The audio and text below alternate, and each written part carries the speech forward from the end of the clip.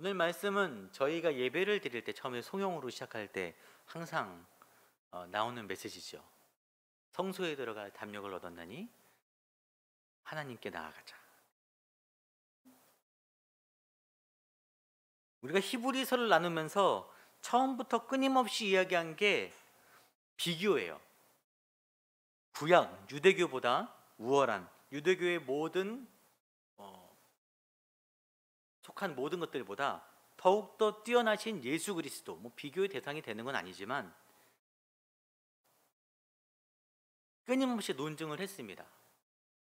이제 그 우월성에 대한 논쟁이 마무리되었어요. 끝나고 이제 두 번째 단원이 오늘 본문부터 시작됩니다.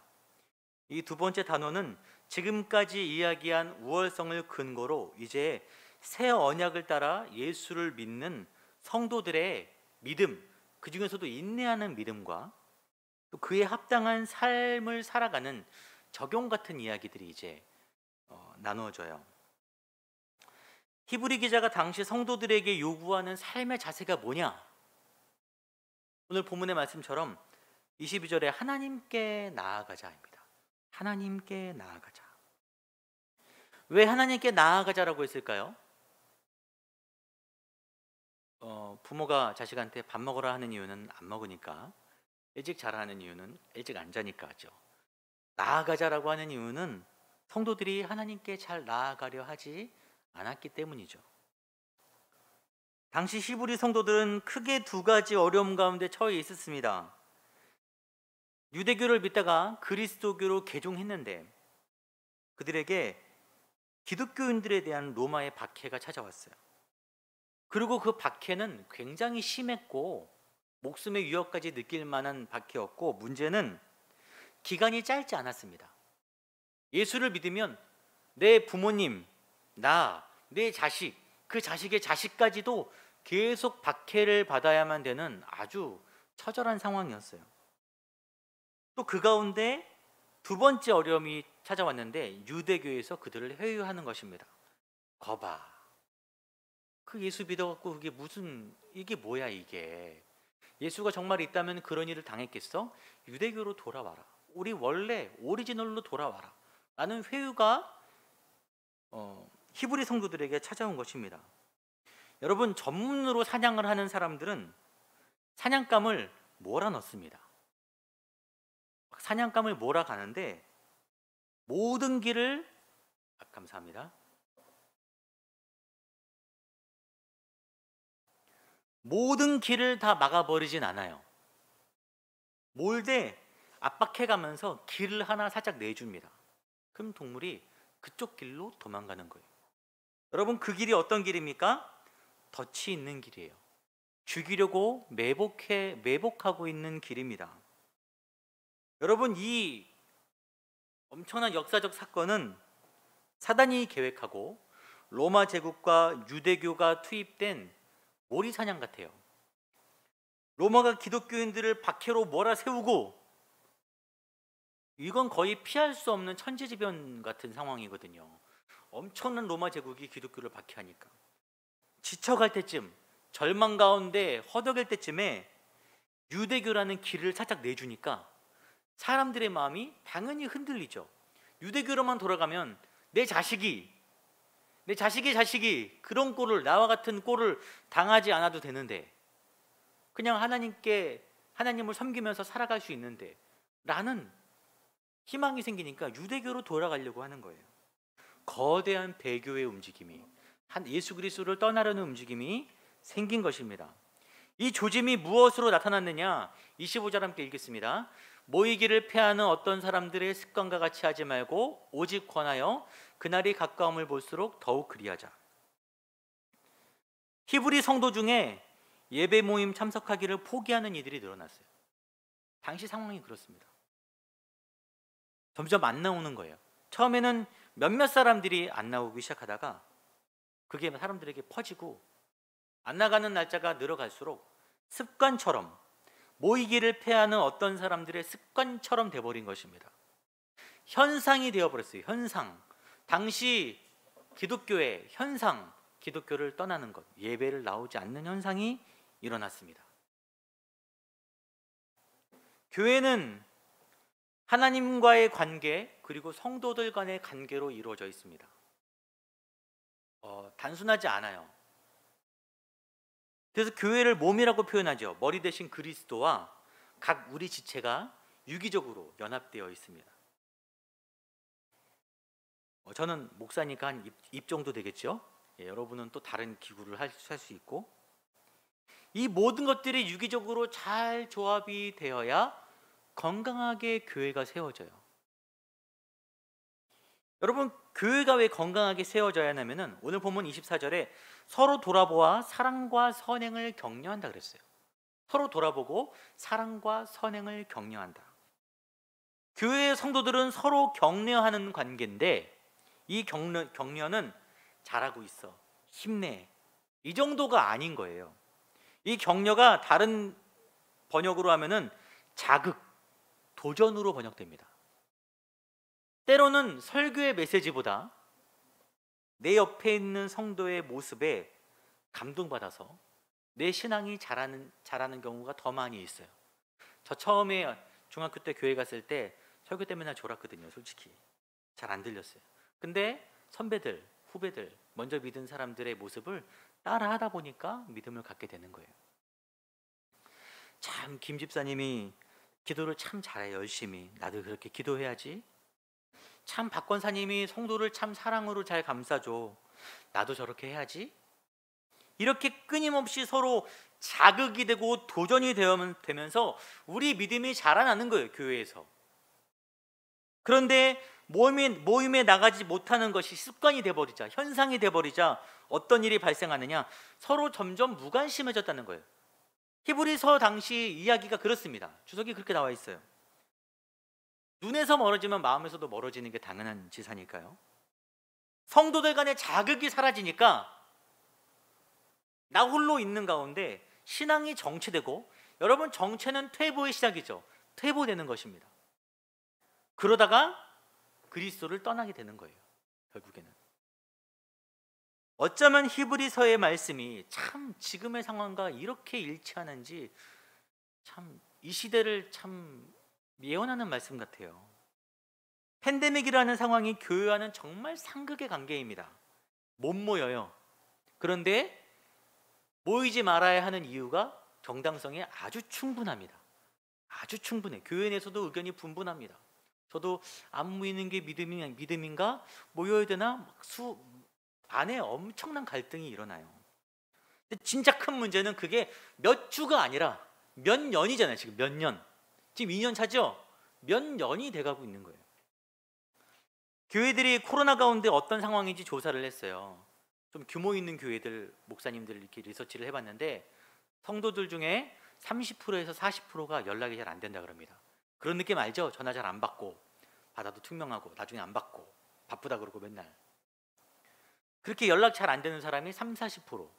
그런데 그 목사님들이 고백하더라고요. 팬데믹이 끝나도 아마 교회로 복귀하지 않으실 분들 같다고.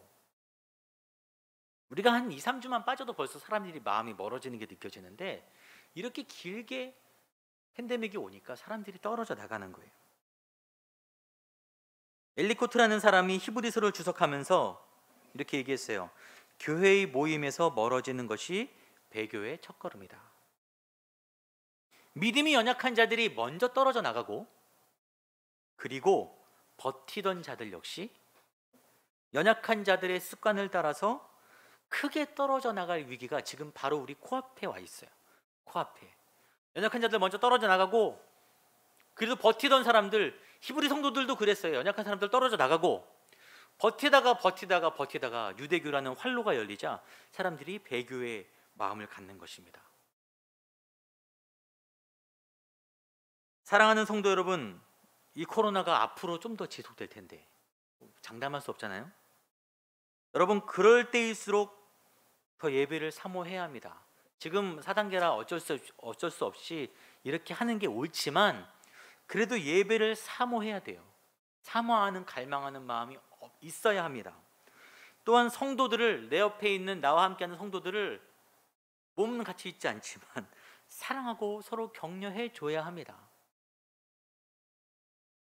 아니면 지금 우리들이라고 해서, 지금까지 버텼다고 해서 이 잘못된 습관, 교회 안에 밀려오는 큰 배교의 물결에 우리가 휩쓸려 가지 않으리라는 보장이 저 여러분에게 없어요.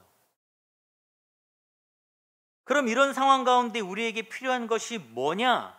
바로 오늘 히브리서의 두 번째 챕터 주제, 인내하는 믿음입니다. 우리에게 가장 필요한 거예요. 오늘 우리는 왜 어려운 상황 가운데서도 인내해야 하는가?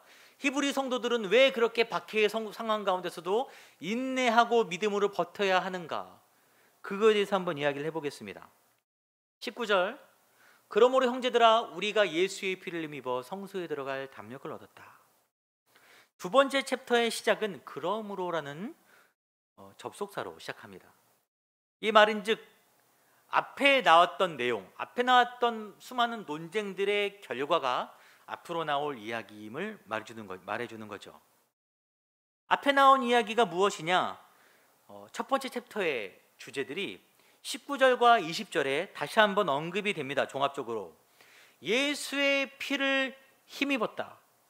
여러분, 우리가 항상 찬양할 때 주의 보혈 피 찬양하잖아요. 근데 도대체 그 피가 나를 어떻게 했다는 겁니까?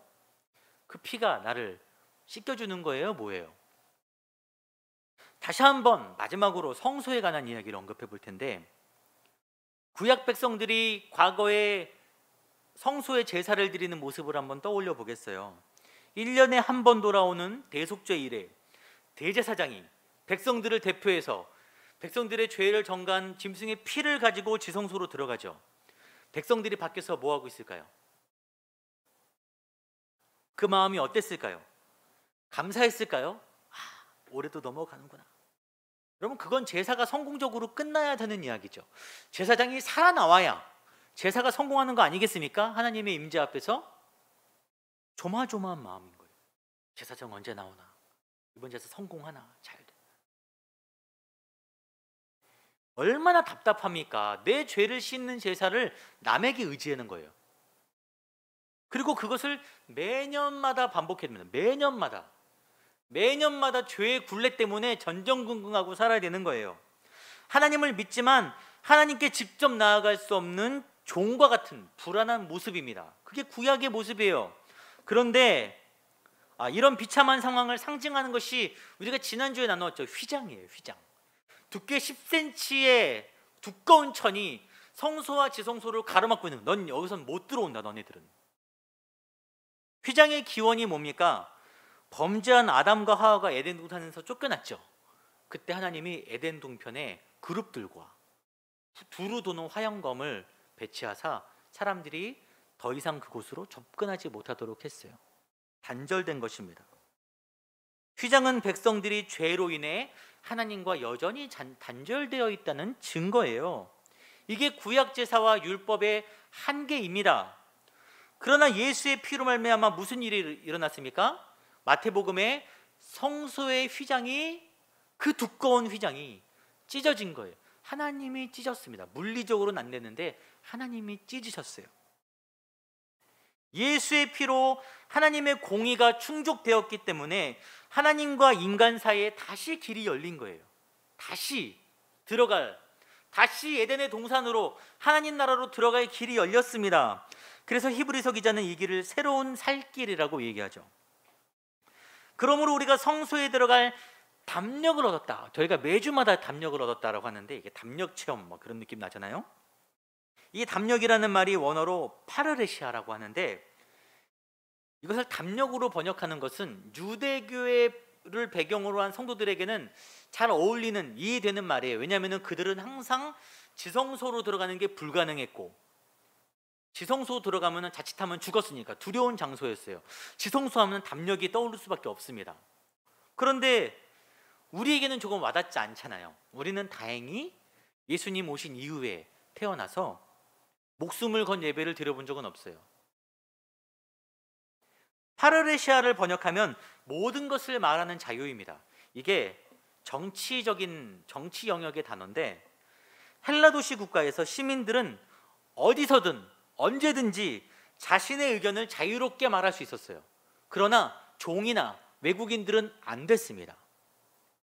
파르레시아, 이 담력은 언제든지 말할 수 있는 자유, 권리, 언제든지 하나님의 지성소로 들어갈 수 있는 자유를 우리가 획득했다는 것입니다.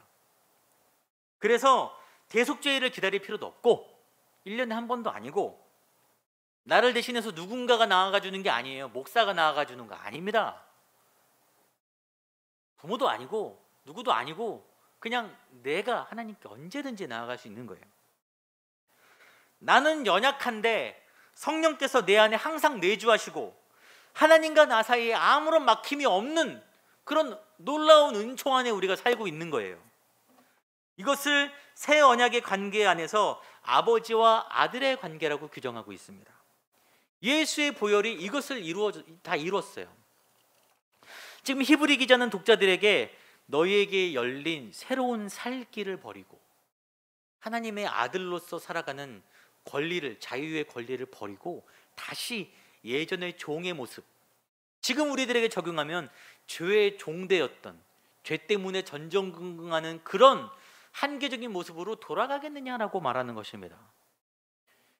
여러분, 여러분 또 모든 사람들의 인생의 모습은 다양하죠.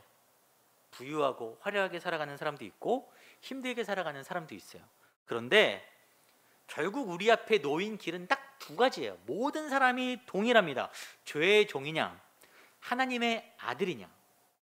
여러분, 이전 삼성의 전 회장 고 이병철 회장님이 죽기 한 달 전에 고민하며 자필로 쓴 그 질문들이 굉장히 유명합니다. 보신 적 있으십니까? 그 질문, 그렇게 대기업의 총수가 인생의 마지막 한 달 전에 적은 질문이 뭐냐면 신의 존재를 어떻게 증명할 수 있는가? 예수는 우리의 죄를 대신 속죄하기 위해 죽었다는데 우리의 죄란 무엇인가? 인간이 죽은 후 천국이나 지옥으로 간다는 것을 어떻게 믿을 수 있나? 죽을 날이 다가오면 결국 이 질문 앞에 우리는 다 서는 거예요. 예외가 없습니다. 젊은 청년들이 있지만 지금 아직 한창 남았죠? 결국 그 길에 서게 돼요. 여러분들도 모두 다. 제가 이번 주에 어떤 꿈을 꿨어요. 저는 원래 제 꿈이 신령한 예언적 은사가 있다라고 말씀드리는 건 아닌데 꿈을 꾸면서 제 마음속에 너무너무 생생했던 느낌이 한 가지 있었거든요. 생각이. 그 이야기를 잠깐 나누고 싶어요. 저를 포함해서 몇몇 사람이 어떤 차에다가 봉고 같은 차 같아요. 어떤 노인분을, 휠체어 같은 노인분을, 이제 돌아가시기 직전의 분을 태웠어요. 태우고 길을 갔어요. 가는데 저희 앞에 이렇게 코너로 올라가는 길이 있는 거예요. 그 느낌 아시죠? 이렇게 코너로 올라가는 길. 근데 가려서 안 보여요. 근데 길 끝에서 진짜 빛이 환하게 나오는 거예요. 근데 저는 그 길로 못 올라가고 저희 일행 중에 다른 사람이 그 노인분을 모시고 그 길로 차를 몰고 올라갔어요. 차를 몰고 갔는지 모르겠어요. 올라갔어요. 모시고 기다리고 있는데 내려온 거예요. 그 불빛을 이렇게 제가 보고 있잖아요. 불빛에서 내려오는 코너를 돌아오는 그 사람한테 제가 물어봤어요.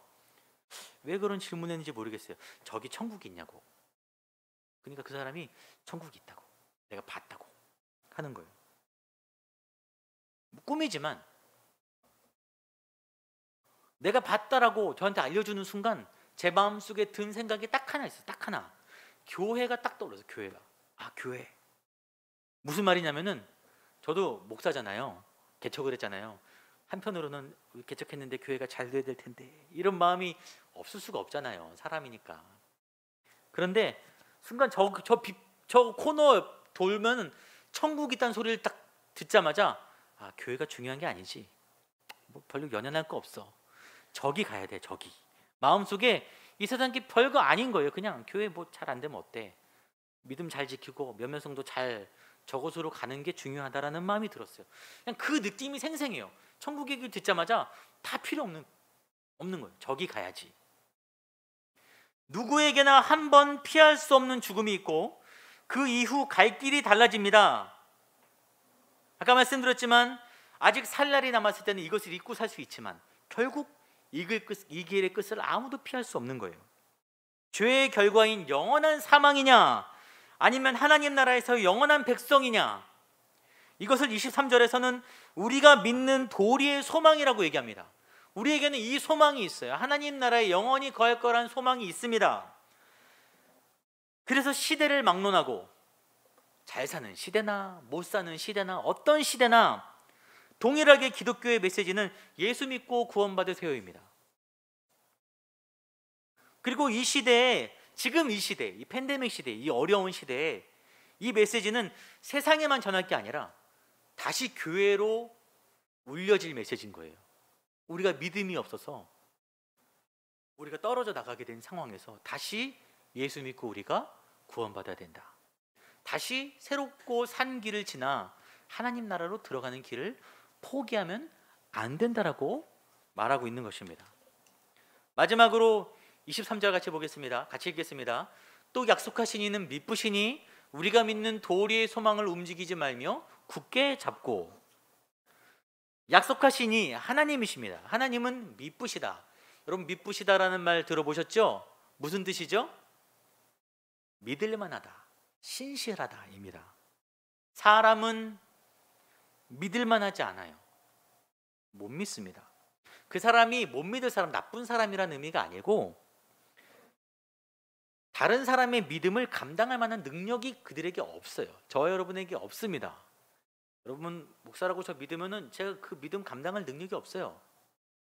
그래서 부부간에도 헛된 믿음을 가지고 당신은 잘할 수 있어, 못해요. 자녀들에게도 너는 더 잘할 수 있어, 안 됩니다. 서로 상처밖에 받지 않아요. 그래서 사람은 믿는 게 아니라 뭐 한다 그러죠? 사랑하는 존재라 그러잖아요. 그런데 우리 하나님은 미쁘신 분이세요. 믿을 만한 분이십니다. 신뢰할 만한 분이세요. 전능하신 하나님, 창조주 하나님은 우리가 충분히 믿고 의지할 만한 분입니다.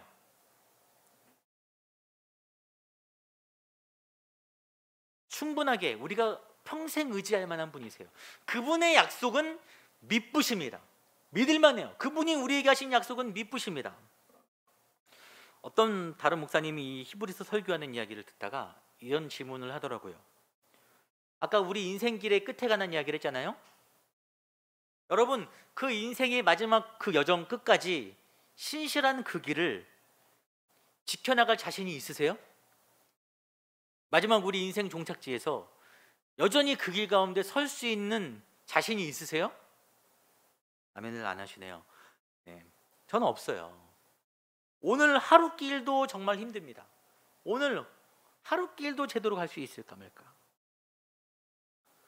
근데 그런 말씀, 나의 연약함을 바라볼 때 절망스럽지만 하나님의 말씀, 성경 말씀, 그리고 하나님의 언약 가운데 있는 사람들의 이야기를 볼 때 참 놀라운 거예요. 왜냐하면 그들의 모습과 우리의 모습이 속된 말로 도찐개찐이다, 비슷한 거예요. 아브라함이, 믿음의 조상 아브라함이 첫 언약의 주인공이잖아요. 얼마나 연약합니까? 하나님의 동행하심을 못 믿고 자기 아내를 누이라고 속인 다음에 계속 다른 사람들에게 넘겨줬어요.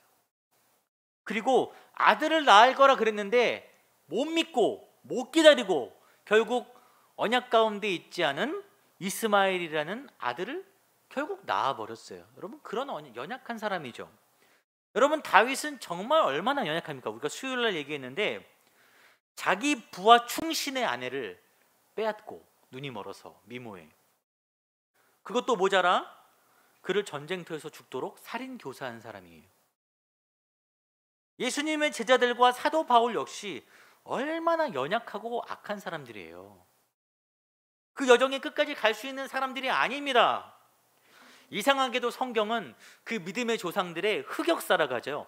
흑역사를 감춰주지 않아요. 가려주지 않고 오히려 적나라하게 까발립니다. 제자 중에서도 가장 수제자인 베드로의 약점을 가장 적나라하게 기록해요. 왜 그럴까요? 성경은 그들에 관한 이야기를 하고 있는 게 아니라 그들을 이끌고 언약 안에 거하게 하시는 미쁘신 하나님에 대한 이야기를 하고 있기 때문입니다. 그들이 끝까지 언약 가운데 믿음의 길을 지킬 수 있는 이유는 그들과 약속하신 하나님이 미쁘시기 때문이에요. 그 약속 안에 거할 때 우리 역시 내가 잘해서가 아니라 하나님의 미쁘심으로 말미암아 이 믿음의 경주를 끝까지 달릴 수 있는 것입니다. 여러분, 오늘 말씀을 정리해 볼게요. 아들을 주셔서 죄로부터 자유한 새로운 길을 열어주시고, 우리에게 종에서 아들로 바꿔주시고, 우리를 향한 미쁘신 사랑을 한없이 주셔서 우리를 끝까지 인도하시는 하나님의 약속을 떠날 이유가 도대체 뭐가 있습니까? 없어요. 이 약속 가운데 벗어날 만한 이유가 없어요. 여기가 제일 좋은데, 이 진리를 알고 믿는 자들은 흔들리지 않는 거예요. 근데 교회 안에 이 진리의 메시지가 사라져 가니까 그냥 복 받는다, 잘 되라, 돈 많이 내라, 더 잘 될 거다, 이런 메시지들이 가득 차니까 이 소망이 사라지고 조금만 어려움이 다가와도 믿음을 저버리는 것입니다. 우리 하나님이 제일 좋으세요. 우리 예수의 보혈이 우리를 자유케 한 게 가장 복된 것입니다. 비교할 게 없어요. 여러분, 끝까지 우리가 믿음 가운데 미쁘신 하나님을 의지해서 거하기를 바랍니다. 오늘 말씀처럼 참 마음과 온전한 믿음으로 하나님께 나아가는 저 여러분이 되기를 소망합니다.